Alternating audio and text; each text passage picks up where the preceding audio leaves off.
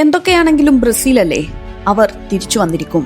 ആദ്യ പകുതിയുടെ ഹാഫിൽ മൊറോക്കൻ താരങ്ങൾ ഒന്നിടവിട്ട് കാനറി ബോക്സിൽ ഇരച്ചെത്തിയപ്പോൾ മറുപടിയൊന്നുമില്ലായിരുന്നു ആഞ്ചലോട്ടിയുടെ കുട്ടികൾക്ക്. കളിയുടെ ഗതിക്കനുസരിച്ച് തന്നെ ആദ്യ ഗോൾ പിറന്നതും മൊറോക്കോക്കായിരുന്നു. ബ്രാഹിം ഡയസ് ഒന്നാന്തരം ത്രൂ ബോൾ ഇസ്മായിൽ സായിബാരിക്ക് നൽകുന്നു. ഗോളിയെ ഡ്രിബിൾ ചെയ്ത് മറികടക്കാനൊന്നും നോക്കാതെ അലിസന്റെ തലക്ക് മുകളിലൂടെ ഒരു ടോപ്പ് ക്ലാസ് ലോബിലൂടെ അത് ഫിനിഷ് ചെയ്യുന്നു. 21-ാം മിനിറ്റിൽ തന്നെ ആഫ്രിക്കൻ കരുത്തർ മുന്നിലെത്തുന്നു. 10 മിനിറ്റിനപ്പുറം പക്ഷേ വിനിയുടെ ഒറ്റയാൾ മികവ് കണ്ട ഗോൾ പിറന്നു. മനോഹരമായി കട്ട് ചെയ്ത് ഉള്ളിലേക്ക് വരുന്നു. എന്നിട്ടൊരു തകർപ്പൻ right footed shot. Moroccan goal keeper നിസ്സഹായനാണ്. എലൈറ്റ് പ്ലെയറുടെ എലൈറ്റ് ഫിനിഷിംഗ്.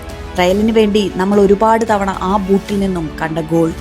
ആ ഗോൾ വരെ കളിയുടെ ചിത്രത്തിലില്ലാതിരുന്ന ബ്രസീൽ അതിനുശേഷം താളം കണ്ടെത്തുന്നു. അപ്പോഴും മിഡ്ഫീൽഡ് ഭരിച്ച് മൊറോക്കോ മുൻതൂക്കം തുടർന്നു. സെന്റർ ലൈനിലെ താരങ്ങളെ മുഴുവനും മാറ്റി ആഞ്ചലോട്ടി പരീക്ഷണം നടത്തിയെങ്കിലും വിജയിച്ചില്ല. രണ്ടാം പകുതിയിൽ ബ്രസീലിന്റെ ഭാഗത്ത് അനാവശ്യ ഫൗളുകളും പാസുകളിലെ കൃത്യത കുറവുകളും പ്രകടമായി. മറുവശത്ത് ആക്രമണ ഫുട്ബോൾ കളിച്ചിരുന്ന മൊറോക്കോ ക്രമേണ പ്രതിരോധത്തിലേക്ക് വലിഞ്ഞു.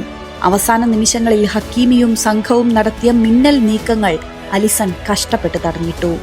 അവസാന വിസിൽ വീഴുമ്പോൾ സമനില പിടിക്കാനായി എന്നത് ബ്രസീലിന് ആശ്വസിക്കാം. കഴിഞ്ഞ 20 ലോകകപ്പുകളിൽ ഓപ്പണിംഗ് മാച്ചിൽ തോൽവി അറിഞ്ഞില്ല എന്ന റെക്കോർഡും ഭദ്രം. അതോടൊപ്പം മിഡ്ഫീൽഡിലും വിങ്ങിലും പ്രതിരോധത്തിലും വരെ മുഴച്ചു നിൽക്കുന്ന ഒത്തിണക്കക്കുറവ് തലവേദനയായി തുടരും. നെയ്മറിന്റെ വരവ് നിർബന്ധമാകും. അപ്പുറത്ത് തുടർച്ചയായ 30 മത്സരങ്ങളിൽ തോൽവി അറിയാതെ മൊറോക്കോയും ജൈത്രയാത്ര തുടരുന്നു. ഗ്രൂപ്പ് സിയിൽ കാര്യങ്ങൾ കടുക്കുമെന്നർത്ഥം.